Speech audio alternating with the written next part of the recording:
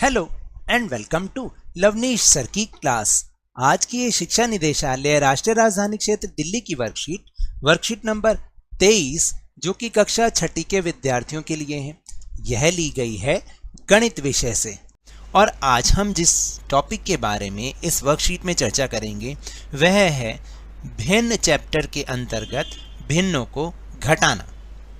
जैसा कि आपको याद है ना, पिछली वर्कशीट में हमने कौन सा टॉपिक सीखा था? हमने सीखा था भिन्नों को जोड़ना, यानी भिन्न वाली संख्याओं को जोड़ना। आज हम भिन्न वाली संख्याओं को घटाना सीखेंगे।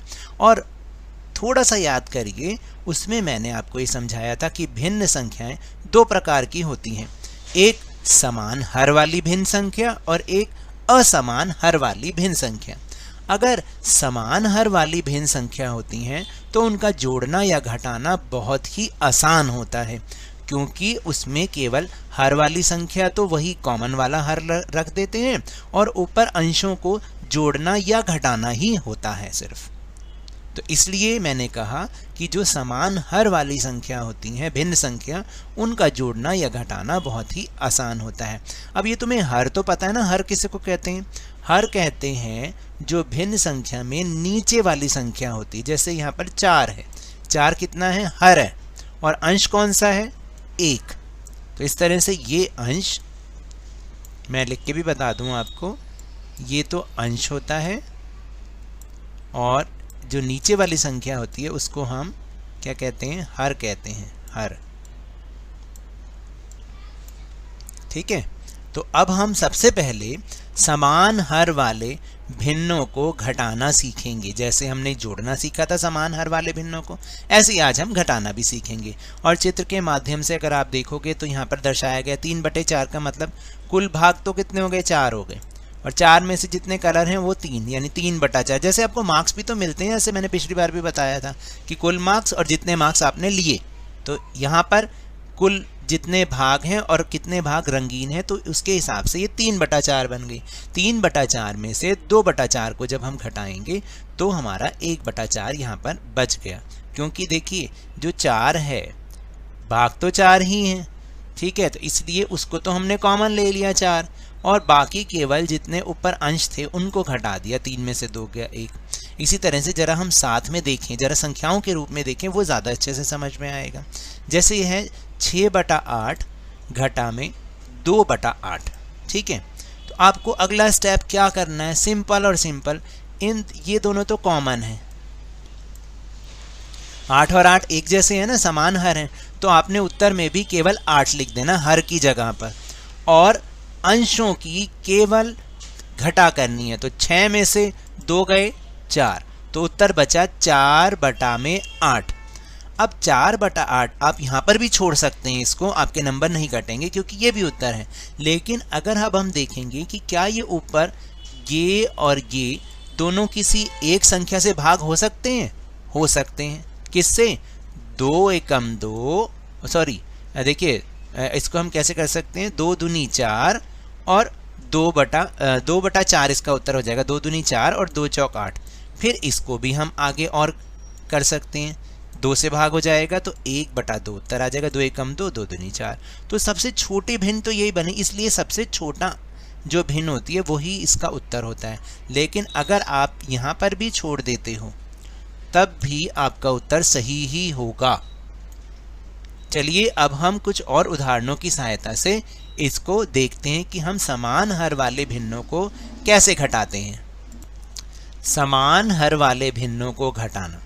समान हर वाले भिन्नों को घटाने के लिए केवल अंशों को घटाते हैं और उनके अंतर को उभयनिष्ठ हर के ऊपर लिखते हैं। ये उभयनिष्ठ थोड़ा सा मुश्किल शब्द होता है, तो आप अगर इंग्लिश में इसको समझे तो कॉमन कहते हैं हम, कि दोनों में जो कॉमन होता है ना, हम उसी हर को रख देते हैं।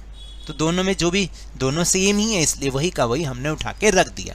जैसे पहला एग्जाम्पल अगर आप देखेंगे, ये है 2/7 घटा में 1/7। तो आपको क्या करना है, ये दोनों कॉमन हैं, 7 और 7 एक जैसे हैं, दोनों के हर समान है, तो उत्तर में भी आपने हर की जगह पर 7 ही लिखना है बस, और कुछ नहीं लिखना। और ऊपर में क्या करना है? केवल अंशों को घटाना है। जैसा कि यहाँ घटा रखा है, 2 में से 1 गया 1, तो उत्तर बना 1/7। इसी तरह बी पार्ट देखोगे 5/7 घटा में 3/60, ये दोनों हैं। इनके हर कैसे हैं? समान हर हैं। तो उत्तर में भी हमने 7 लिख दिया, सिर्फ 7 लिखना और कुछ नहीं लिखना। और ऊपर वालों को, ऊपर वाली संख्याओं को केवल और केवल घटाना है। तो 5 में से 5 घटा में 3, 5 घटा 3 कितने होते हैं? 2 होते हैं। तो 2/7 हमारा उत्तर हो गया। इसी तरीके से अब सी पर आ जाओ। अगर नहीं समझ में आ रहा तो मैं और अच्छे से समझाने की कोशिश करता हूँ, फिर से आप समझिए। लेकिन इसके लिए आप वीडियो पूरा देखा कीजिए, केवल उत्तर मत देखा कीजिए। 5/13 घटा में 2/13। देखिए हर स्टेप होते हैं, सवाल के हमेशा स्टेप होते हैं। तो अगला स्टेप जो होता है, अगले स्टेप में आपको एक बड़ा सा बटा खींचना है। नीचे तो केवल 13 ही लिखना है, क्योंकि दोनों में 13 ही 13 है, दोनों संख्याओं में, इसलिए 13 लिखा हमने। ऊपर में केवल 5 घटा में 2 कर देंगे और कुछ नहीं करेंगे। अंशों की केवल घटा करनी है। तो 5 घटा 2 कितना होता है? 3। उत्तर हो गया 3/13। फिर इसका डी पार्ट देखो, 7/19 घटा में 5/19। 19 दोनों को कॉमन ले लिया हमने। अगले स्टेप में सिर्फ कॉमन, जो भी दोनों जो एक जैसे हैं ना, उनको बस एक बार लिख दिया 19। ये तो बन गए हर वाली संख्या। ऊपर अंशों की केवल घटा करनी है। तो 7 में से 5 गए 2, तो उत्तर आ जाएगा 2/19। इस तरीके से हम समान हर वाले भिन्नों को घटाते हैं। अब हम असमान हर वाले भिन्नों को घटाएंगे। जैसा कि पिछली बार भी मैंने आपको सिखाया था कि असमान हर वाले भिन्नों को जोड़ते कैसे, बिल्कुल सेम वैसे ही घटा करना है और कुछ नहीं करना। अब हम सीखेंगे असमान हर वाले भिन्नों को घटाना। असमान हर का मतलब होता है जब नीचे वाली संख्याएं दोनों में अलग अलग हो। जैसे यहाँ पर 3 है और यहाँ पर 4 है, इसको हम कहते हैं असमान हर वाली भिन्न। समझ में आ रहा है? देखो, जैसे 2/3 घटा में 1/4। अब हमें इसको घटाना है, तो सिंपल सबसे पहले इनको हमें समान हर में बदलना है, तभी हम ऊपर वाले के जैसे कर पाएंगे, वरना नहीं कर पाएंगे। तो सबसे पहले हमें इनके दोनों के हर को समान बनाने के लिए, तो इसके लिए आपको जो सबसे पहले वाली भिन्न संख्या है, ये वाली, इसको आपने 4 से गुणा करना है ऊपर नीचे। और जो दूसरी वाली संख्या है भिन्न संख्या, ये वाली, इसको आपने इससे गुणा करना है। तो कैसे बन जाएगा? 2/3 गुना 4 गुना 4 हो गया। फिर यहाँ पर घटा का चिन्ह आएगा, गलत लिखा हुआ है, यहाँ पर घटा का चिन्ह आएगा यहाँ पर। फिर 1/4 को 3 और 3 से ऊपर नीचे 3 से गुना कर दिया दूसरे वाले से।